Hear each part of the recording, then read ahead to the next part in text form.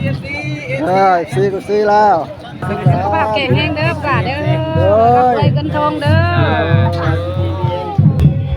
นี่ผู้สาวมาไปน้อง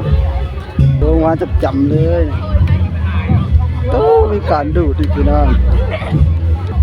น่าผู้บ่าวหวานเขาแห่บังไฟพี่น้องที่ว่ามารวมในงานบุญบังไฟบ้านนักเก่งพี่น้องนี่จะสูงเข้ามาเลยนี่โอ้แอปเด้ผู้สาวโอ้แอปแล้วผู้สาวนี่เราผู้สาวแอปเรายกมือแล้วนี่ผู้สาวทำน้อยมาเลยเจอผู้สาวอีกแล้วมาเนี่ยงามเลย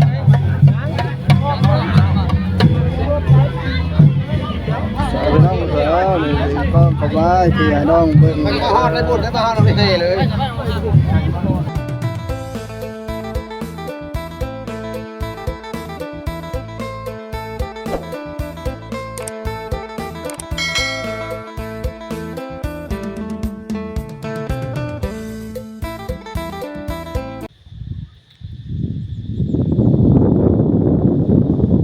สบายดีพี่น้องบอกว่าเป็นสุขสุขคนที่มาต้องมาแล้วเสร็จก็เสร็จไปเราจะ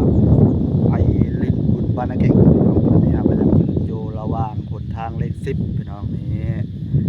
จะไปเบิ่งกันเลยพี่น้องว่ามันจะเป็นอะไรเฮาครั้งแรกที่ว่าจะไปลิ้นบุญบ้านนักเก่งพี่น้องกันเลยนี่มาฮอดตอนนี้ก็เป็นทางเวบ้านนักเก่งพี่น้องเฮาก็จะเวเลี้ยว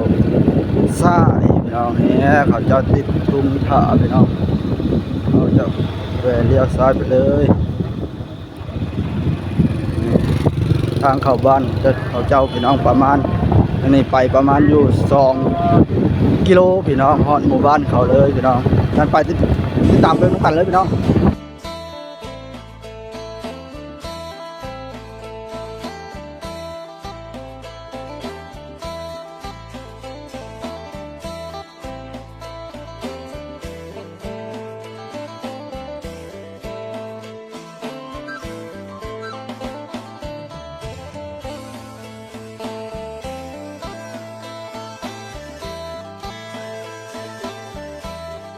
ระหว่างทางเขาเจ้าเดี๋ยวมาแต่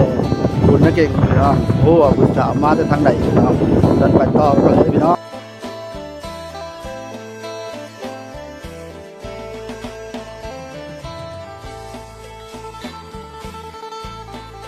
นี่ก่อนจะเข้าบ้านเขาก็ต้องได้ผ่าน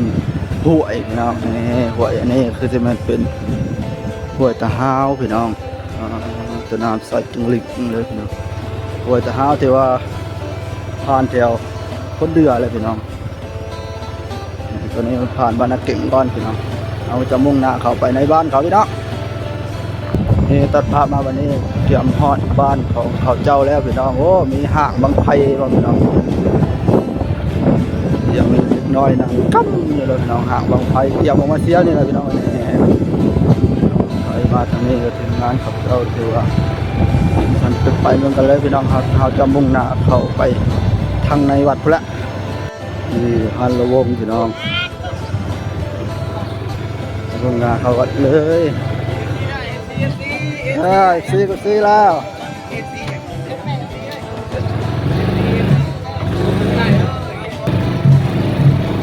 สบายดีบุญน้ำกันเด้อบุญน้ำกันเด้อฝากเก่งแห้งเด้อกาเด้อไปกันทองเด้อ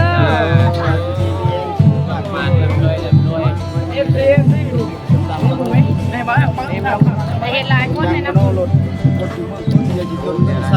โอ้ยแต่ผมบอกเพื่อนได้เงินกินทองเลยทองไหลน้องทองไหลมาบาทมาไหลเขาเขาเจ้า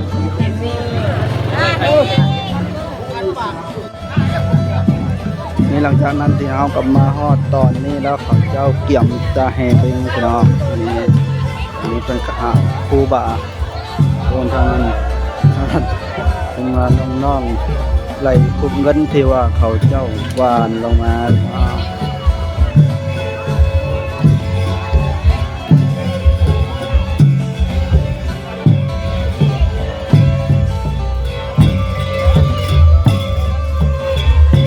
อยู่ไกลพี่น้องซูมมาเล่นซูมเลยงาน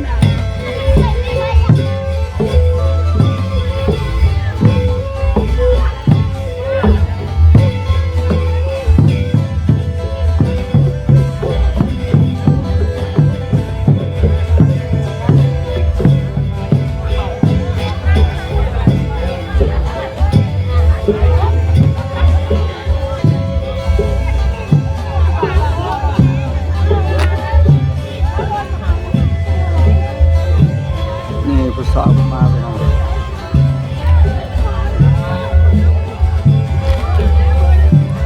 โอ้สาวมาหลายอยู่เลยพี่น้องงานนี้พองานนี้เป็นงานบุญบังไฟพี่น้องมันก็เป็นท้ายปีนี้แล้วเนาะคนก็มาหลั่งไหลที่มาพี่น้อง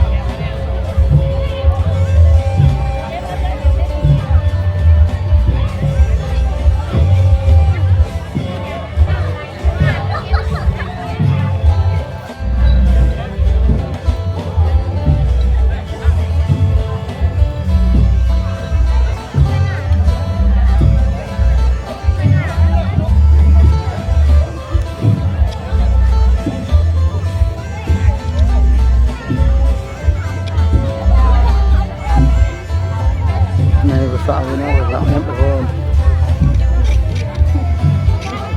นี่สาวนี่ลูกสาวมาลายเลยพี่น้องนี่ลูกสาวพี่น้อง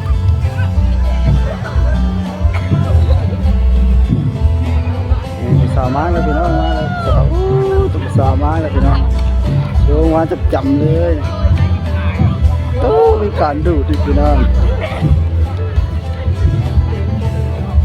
น่าผู้บ่าวว่ะ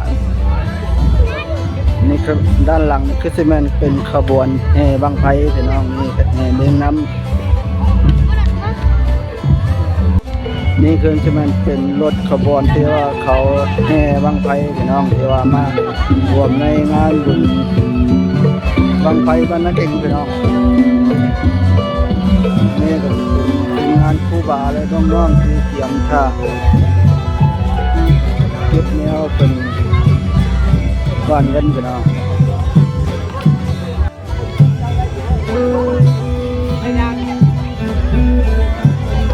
น่าเป็นงานน้องๆครับพี่น้องผมถ้าเก็บเงินเวลาเป็นวานลงเป็นงานครูบาอาจารย์เงินพี่น้องสาวตรงนี้เลยนี่เป็นสาวเสร็จแล้วพี่น้อง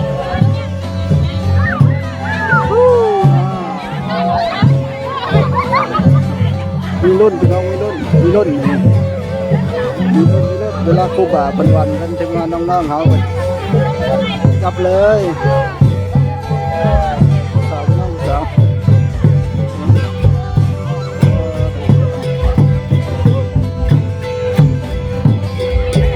นี่เห็นเลยพี่น้องนี่จะสูงประมาณนี้โอ้แอบ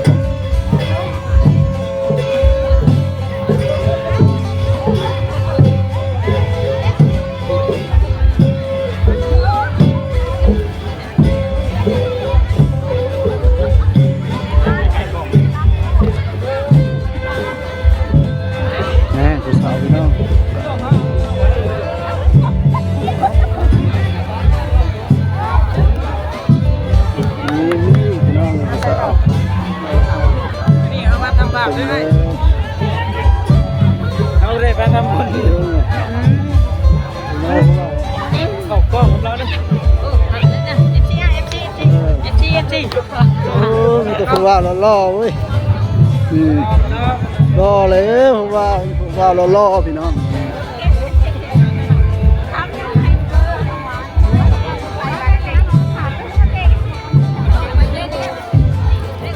พี่น้องหลังจากที่เราเบิ่งงานผู้บ่าวงานก็มาเบิ่งหลายคู่หลายคนพี่น้อง เขาเจ้ามาห่วมในงานบุญบังไฟนี่พี่น้องก็เอาซูมลงเลย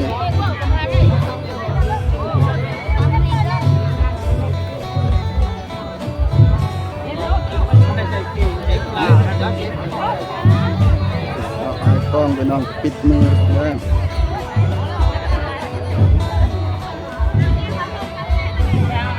เด้ผู้สาวโอ้แอบแล้ว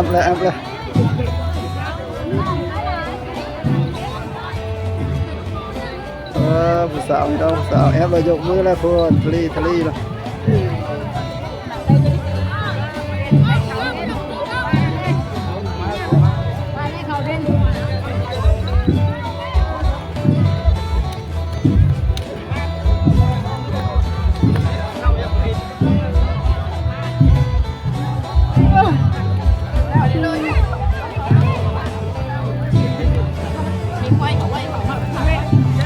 โยรอบสุดท้ายว่ะ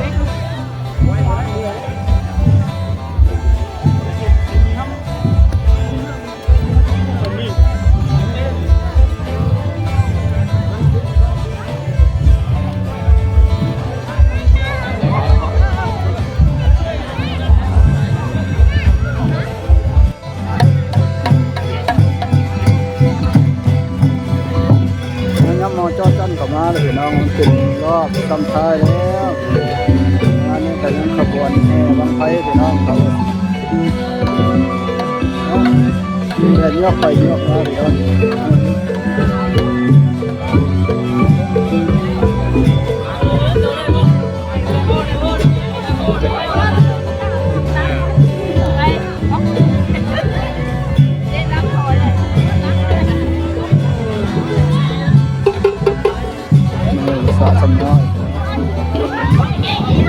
ผู้สาวสำน้อยมาเลยเจอผู้สาวอีกแล้วมางามเลย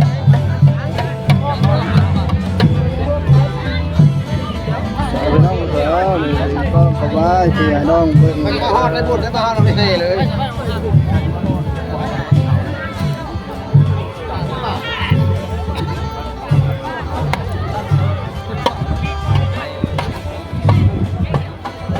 แอบแล้วพี่น้องนั่นนะ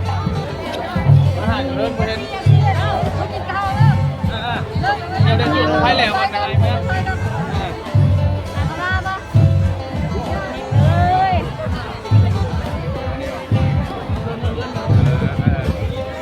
ทีมงานครูบาเพิ่นพี่น้องที่ว่ามาร่วมในงานบุญงานนี้เนาะ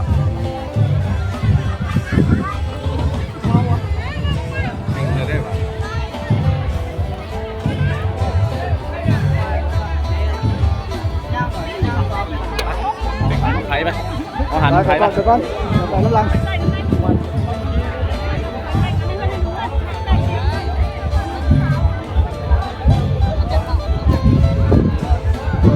พี่น้องอุตส่าห์ไปอยู่นี่แต่บ่ดึงกล้องกลับมาเกือบจนบ่ทันพี่น้อง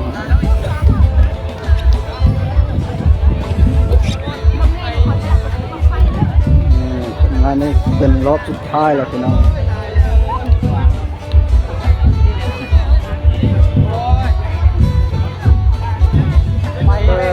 ตัวสาวกับไอ้กล้องพี่น้องจบงานพี่น้องเจอกันคลิปหน้า